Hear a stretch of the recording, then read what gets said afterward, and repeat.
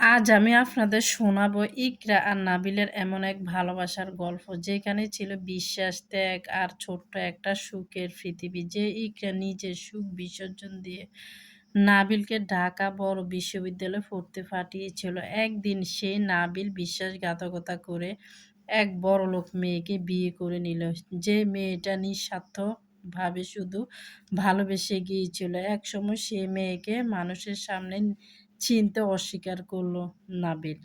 কিন্তু একজন অসহায় স্ত্রীর চোখের পানি আর নিঃস্বার্থ ভালোবাসার আর্তনাদ কি সত্যি হারিয়ে গিয়েছিল? নাকি আল্লাহ একদিন তার প্রতিটা কষ্টের হিসাব ফিরিয়ে দিয়েছিলেন? সেই উত্তর জানতে চলুন দেখে আসি আজকের সম্পূর্ণ গল্প।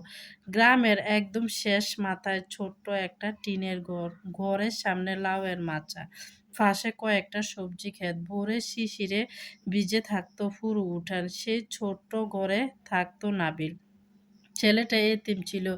ছোটবেলায় এক সড়ক দুর্ঘটনায় মা-বাবা ২ জনকে হারিয়েছিল। তারপর থেকে বলতে গেলে কেউ ছিল না তার। তবুও নাবিল ভেঙে পড়েনি। ফজরের আজান শুনে ঘুম থেকে উঠে অজু করত, নামাজ শেষে গোয়ালঘর পরিষ্কার করত, গরুকে খাবার দিত। তারপর ক্ষেত থেকে টাটকা সবজি তুলে বাঁশে জড়িয়ে সাজিয়ে বাজারে চলে যেত। শীতের সকালে কুয়াশা ভেদ করে হাঁটতে হাঁটতে প্রায় তার নিঃশ্বাস থেকে ধোঁয়া বের হতো। তবুও ছেলেটার মুখে অভিযোগ ছিল না। দুধ আর সবজি বিক্রি করে নিজের পড়াশোনা আর সংসারের খরচ চালাতো। সে গ্রামের মানুষ নাবিলকে খুব পছন্দ করত, কারণ এত কষ্টের মাঝেও কখনো তাকে কারো সাথে খারাপ ব্যবহার করতে দেখা যায়নি। সে গ্রামের আরেক পাশে থাকতো ইকরা, শান্ত স্বভাবের পদ্মাশীল একটা মেয়ে। তার বাবাও বেঁচে ছিলেন না। মাকে নিয়ে ছোট একটা ভাঙা ঘরে থাকতো। ইকরা ৫ ওয়াক্ত নামাজ পড়তো। প্রতিদিন ফজরের পর কোরআন তেলাওয়াত করত।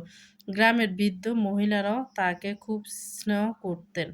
মাঝের মধ্যে নাবিল তাদের বাড়িতে দুধ আর সবজি দিতে যেত। ১ম দিকে খুবই সাধারণ কথাবার্তা হতো। "আফা, আজকে টাটকা লাউ আনছি। আচ্ছা, রাখেন।" কিন্তু ধীরে ধীরে কথাগুলো একটু দীর্ঘ হতে লাগলো। একদিন ইকরা দরজার আড়াল থেকে বলেছিল, "আপনি এত সকালে বাজারে যান, ক্লান্ত লাগে না?" নাবিল একটু হেসে বলেছিল, "পেটের দায়ে মানুষ সবই পারে।" ইকরা আর কিছু বলেননি। তবে সেদিন থেকে ছেলেটার জন্য তার মনে আলাদা একটা অনুভূতি জন্ম নিল। নাবিলের অবস্থাও প্রায় একই ছিল। সবজি দিতে আসার সময় সে অজান্তে ইকরার বাড়ির দিকে একটু বেশি তাকাতো। তবুও কেউ মুখ ফুটে কিছুই বলতে পারত না। এক বিকেলে হালকা বৃষ্টি পড়ছিল। নাবিল ভিজে কাঁধে সবজির ঝুড়ি নিয়ে ইকরার বাড়ি গেল। ইকরা দরজা খুলতে ২ জনের চোখ একসাথে আটকে গেল। কয়েক মুহূর্ত কেউ কোনো কথাই বলল না। শুধু টিনের চালে বৃষ্টির শব্দ শোনা যাচ্ছিল। দূর থেকে পুরো বিষয়টা দেখছিলেন ইকরার মা। সেদিন রাতেই তিনি মেয়েকে পাশে বসিয়ে নরম গলায় বললেন, "মা, তুই কি নাবিলকে পছন্দ করিস?"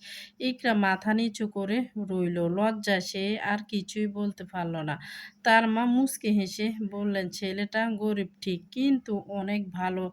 নামাজ পড়ে, পরিশ্রম করে। এমন ছেলে এখন আর বেশি দেখা যায় না।" ইকরা ধীরে ধীরে মাথা নিচু করে বলল, "আপনি যেটা ভালো মনে করেন।" সে কথা বলে ইকরা সেখান থেকে চলে গেল। কিছুদিন পর গ্রামের কয়েকজন মুরুব্বি মিলে খুব সাধারণভাবে তাদের বিয়ে দিয়ে দিলেন। না ছিল বড় কোনো আয়োজন, না ছিল ঝলমলের সাজসজ্জা। তবুও বিয়েটার মধ্যে এক ধরনের শান্তি ছিল। বিয়ের পর ইকরা এসে উঠল নাবিলের ছোট্ট ঘরে। ঘরটা ছোট্ট ছিল, কিন্তু সেখানে ভালোবাসার অভাব ছিল না।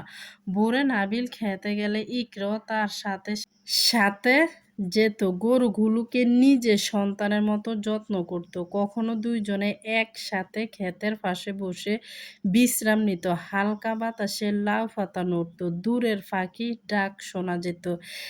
সেই সময়গুলোতে নাবিলের মনে হতো, এত শান্তি বুঝি দুনিয়ার আর কোথাও নেই।